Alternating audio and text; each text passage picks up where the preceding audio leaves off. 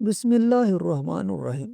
حضور اکرم صلی اللہ علیہ وآلہ وسلم ہر بیوی کے پاس ایک دن رہتے، باقی ازواج مطہرات البتہ باری والی زوجہ کے پاس اکٹھی ہو جاتی۔ ایک دفعہ حضرت عائشہ صدیقہ رضی اللہ تعالیٰ عنہ کی باری تھی، جب حضرت زینب ابن ماجہ کی روایت کے مطابق بلا اجازت ان کے حجرے میں داخل ہوئی۔ آپ کو معلوم نہ تھا کہ حضرت زینب موجود ہیں۔ اندھیرے میں آپ نے ان کی طرف ہاتھ بڑھایا تھا کہ حضرت عائشہ بولی، یہ زینب ہے۔ آپ نے ہاتھ کھینچ لیا، اس پر ان دونوں میں تکرار ہونے لگی، ان کی آوازیں بلند ہو گئیں۔ ادھر نماز کھڑی ہونے لگی تو حضرت ابو بکر صدیق رضی اللہ تعالیٰ عنہ نے آپ کو بلا لیا۔ حضرت عائشہ صدیقہ رضی اللہ تعالیٰ عنہ بولی، ابھی نماز ادا کرنے کے بعد میرے والد مجھے خوب ڈانٹیں گے۔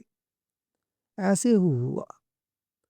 حضرت ابو بکر صدیق رضی اللہ تعالیٰ عنہ نے انہیں سختی سے ڈانٹا، تم حضور اکرم صلی اللہ علیہ وآلہ وسلم کے سامنے اس طرح بولتی ہو؟ ایک بار رسول اکرم صلی اللہ علیہ وآلہ وسلم حضرت عائشہ صدیقہ رضی اللہ تعالیٰ عنہ کے پاس آئے تو انہوں نے پوچھا، آج کہاں رہے؟ فرمایا، اے ہمیرا، ام سلمہ کے پاس تھا۔ کہا، ام سلمہ سے آپ کا جی نہیں بھرتا؟ مجھے بتائیں، اگر آپ ایک وادی کے دو کناروں پر اتریں، ایک سے گھاس چرا لی گئی ہو اور دوسرے کنارے پر کوئی گھاس کھانے والا نہ آیا ہو، آپ جانور کہاں چرانا چاہیں گے؟ فرمایا، وہ جس کا سبزہ چکھا نہ گیا ہو۔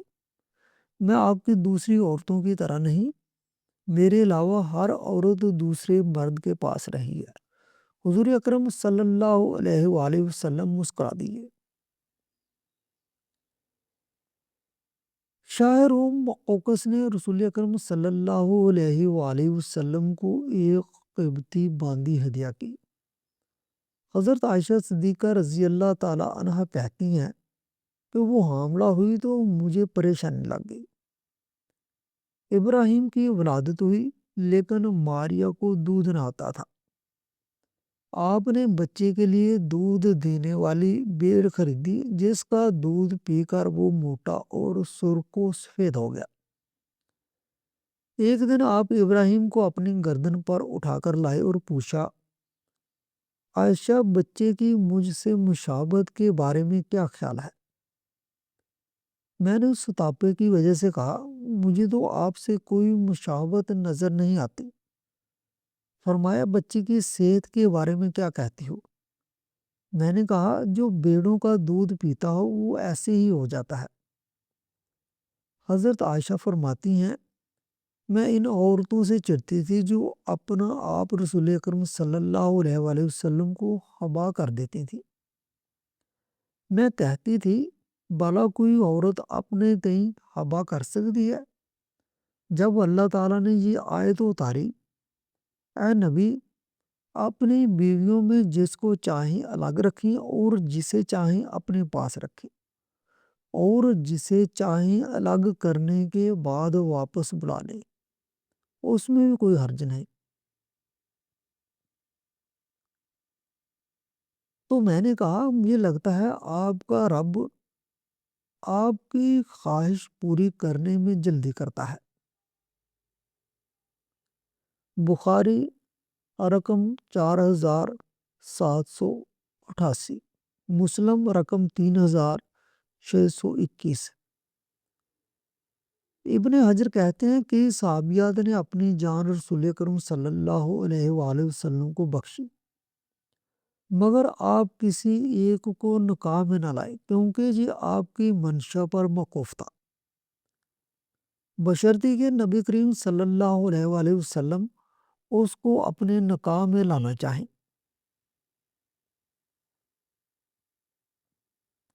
ابن حجر نے حضرت میمونہ رضی اللہ تعالیٰ عنہا کے وہبہ ہونے کا بھی رد کیا ہے۔ ام المومنین حضرت سودا بنت زمعہ نے اپنے باری کا دن حضرت عائشہ صدیقہ رضی اللہ تعالیٰ عنہا کو دے دیا تھا، چنانچہ حضور صلی اللہ علیہ وآلہ وسلم حضرت عائشہ صدیقہ رضی اللہ تعالی عنہا کے ہاں 2 دن قیام فرماتے۔ حضرت عائشہ صدیقہ رضی اللہ تعالی عنہ فرماتی ہیں سودا کے علاوہ کوئی عورت ایسی نہیں کہ میرا اس جیسے طور طریقے اختیار کرنے کو دل چاہے، مگر ان میں بھی تند تھی۔ ایک بار حضرت صفیہ بنت حئی اور حضرت عائشہ صدیقہ رضی اللہ تعالی عنہا میں جھگڑا ہوا۔ دونوں نے ایک دوسرے کے باپ کو برا بھلا کہا۔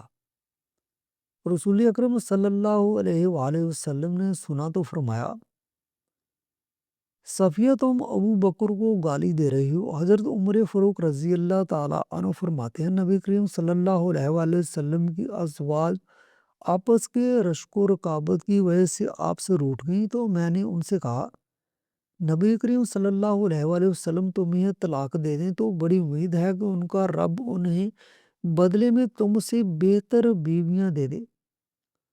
تو اسی مضمون کی آیت التحریم نازل ہوئی۔ ایک سفر میں نبی کریم صلی اللہ علیہ وآلہ وسلم کے ساتھ جانے کے لیے حضرت عائشہ صدیقہ رضی اللہ تعالیٰ عنہ اور حضرت حفصہ کے نام قرہ نکلا۔ رات کے سفر میں گفتگو کرنے کے لیے آپ حضرت عائشہ صدیقہ رضی اللہ تعالیٰ عنہ کو اپنے ساتھ رکھتے تھے۔ حضرت حفصہ کو اس پر رشک آیا۔ انہوں نے حضرت عائشہ صدیقہ رضی اللہ تعالیٰ عنہ سے کہا کہ تم میرے اونٹ پر سوار ہو جاؤ اور میں تمہارا اونٹ پکڑ لیتی ہوں، دیکھتی جاؤ کیا بنتا ہے۔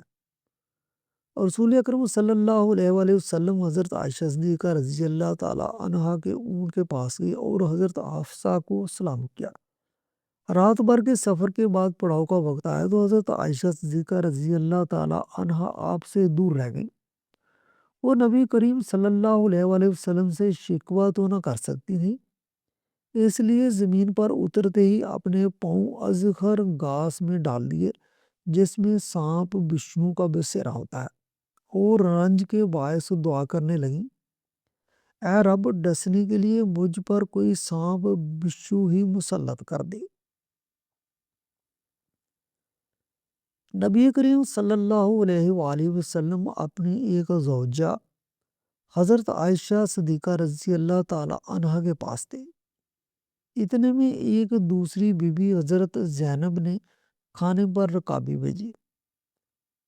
حضرت عائشہ صدیقہ رضی اللہ تعالی عنہ نے جس کے ہاں نبی کریم صلی اللہ علیہ وآلہ وسلم تھے لانے والے خادم کے ہاتھ پر ایک ضرب لگائی تو رکابی گر کر ٹوٹ گئی۔ آپ نے رکابی کے ٹکڑے اور گرا ہوا کھانا اکٹھا کیا اور فرمایا تمہاری اماں ام المومنین کو رشک آ گیا تھا۔ خادم کو روک کر آپ نے گھر سے نئی رکابی دے کر رخصت کیا۔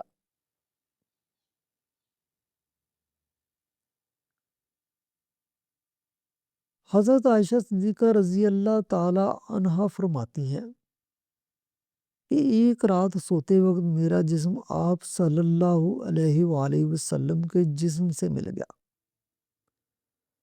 آپ صلی اللہ علیہ وآلہ وسلم نے فرمایا عائشہ کیا تم مجھے اس رات رب کی عبادت کی اجازت دیتی ہو؟ میں نے کہا واللہ مجھے آپ کا قرب پسند ہے، تاہم میں آپ کی خواہش کو ترجیح دیتی ہوں۔ پھر آپ صلی اللہ علیہ وآلہ وسلم نے قیام کیا اور رو رو کر قرآن پاک کی تلاوت کی حتیٰ کہ آپ کے کندھے مبارک بھیگے۔ آپ صلی اللہ علیہ وآلہ وسلم بیٹھ کر تلاوت کرتے رہے حتیٰ کہ آپ کے پہلو آنسوں سے تر ہو گئے۔ پھر لیٹ کر تلاوت کی اور روتے رہے حتیٰ کہ زمین تر ہو گئی۔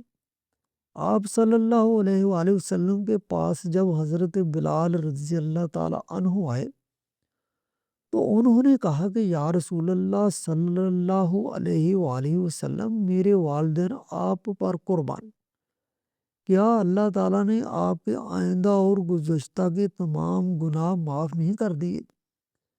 فرمایا بلال پھر میں شکر گزار بندہ نہ بنوں؟ اللہ تعالیٰ نے مجھ پر اس رات ہی آیت نازل فرمائی، یعنی آسمان و زمین کی پیدائش میں دن رات کی گردش میں اہل عقل کے لیے نشانیاں ہیں، جو اللہ کا ذکر کھڑے بیٹھے اور لیٹے ہر حال میں بجا لاتے ہیں، اور وہ زمین و آسمان کی پیدائش پر غور و فکر کرتے ہیں اور کہتے ہیں اے اللہ، تو نے یہ سب کچھ باطل پیدا نہیں کیا، تو پاک ہے، ہمیں آگ کے عذاب سے نجات عطا فرما۔ اللہ پاک ہمیں دین کی سمجھ نصیب فرمائے اور ہمارا خاتمہ ایمان پر فرمائے، آمین۔